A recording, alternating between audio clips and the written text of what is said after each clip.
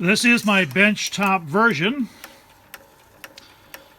of a modification that will allow my Wolverine Super 8 and 8mm film scanner to scan from the large 7-inch reels. As it is, you can only use a reel that size, which is what, 4 or 5 inches. I have a lot of these large reels. Another guy on YouTube whipped one up using a couple of bolts and a couple of pieces of plywood and a rubber band for a belt. And it looks like it works really well. I happen to have pieces from old hand-cranked film editors, so I use those as support arms. For the supply reel, I kept the rewind mechanism intact. That way I can easily and very quickly rewind tape from there to there without having to take off reels and flip them or anything like that. For a belt, I'm actually using white film leader. I just cut it to length and then spliced it into a loop. I think the rubber bands, if you can get some long rubber bands, are a better idea. They will kind of stick to the surface. This slips a lot, although this particular reel has a little plastic device, it's yellow, that has small pins on it, I guess, that match up with the sprocket holes, kind of help pull it through.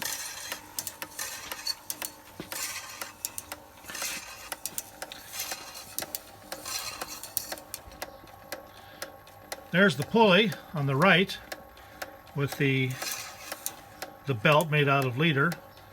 And right next to that, on the left, is the take-up reel. Those two are screwed together and again mounted on the shaft coming out the other side of that support arm. Before I did any test using the Wolverine, I put this part together right here and hooked it up to a high-speed motor and let it run. It did not fly apart. So the only real issue I've run into is the slippery reel, but as you can see, it is taking it up. There's no slack.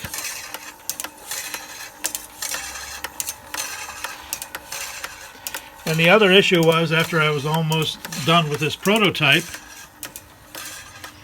I said, oh geez, how am I going to rewind this?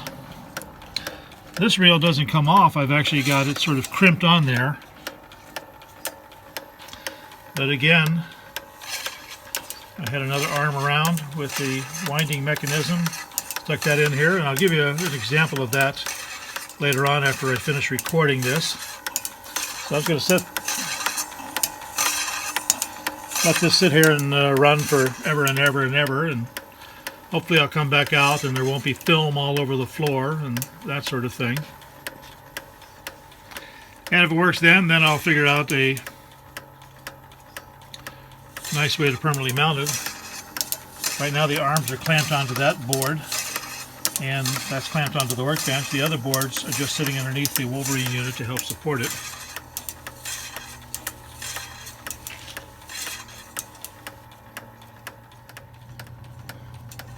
I just came out to check on it. It has been running for about a half an hour or so, unattended, maybe 25 minutes. So everything seems to be working as hoped for. After letting this run for quite a while, I realized that the film is actually being scanned upside down. I think it was wound onto the reel wrong in the first place. Anyway, I'll deal with that later. There is no difference whether the film is flipped or not, as long as the little sprocket holes are towards the inside. So rather than scan all of this upside down, let's show you how the rewind works. So, in order to rewind this, first thing we shut it off. Okay. Turn the power off.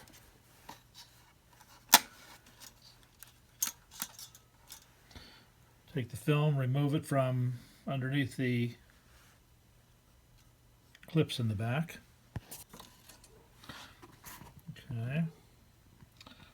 that path should work. If I had a rubber band for a belt, I would just take that off. This is a little harder, but it seems to work okay. Here's the rewind mechanism. And as you can see, when I'm rewinding, the belt slips enough that it's not engaged. This is a lot faster than the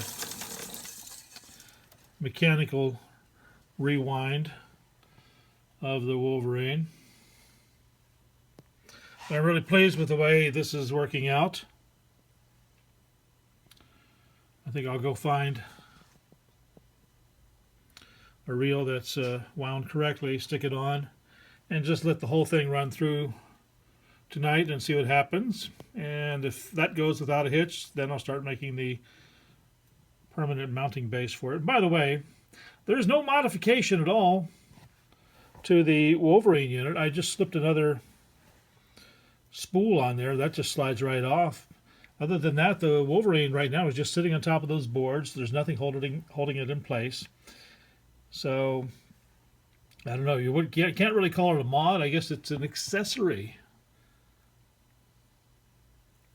Well, before I put on that one last reel and then wrap up this video, I should do a proper endorsement for the Wolverine film scanners. I bought this last week, and I have gone through literally dozens of movies, Super 8 and 8mm, and have just been very, very impressed with the quality of it.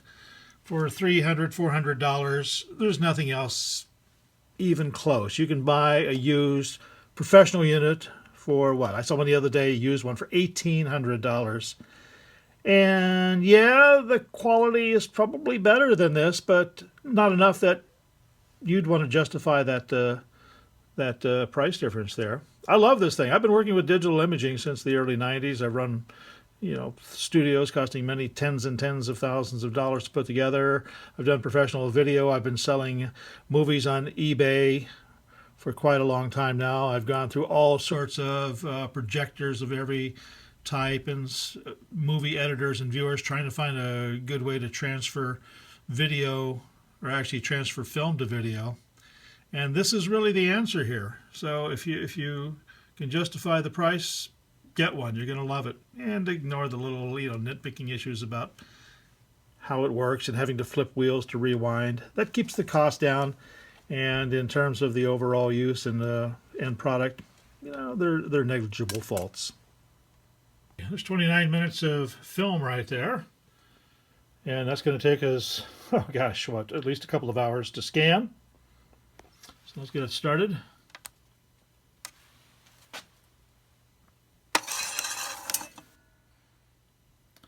That looks like it's right side up. The trees are pointing upwards. I believe that's what they're supposed to do.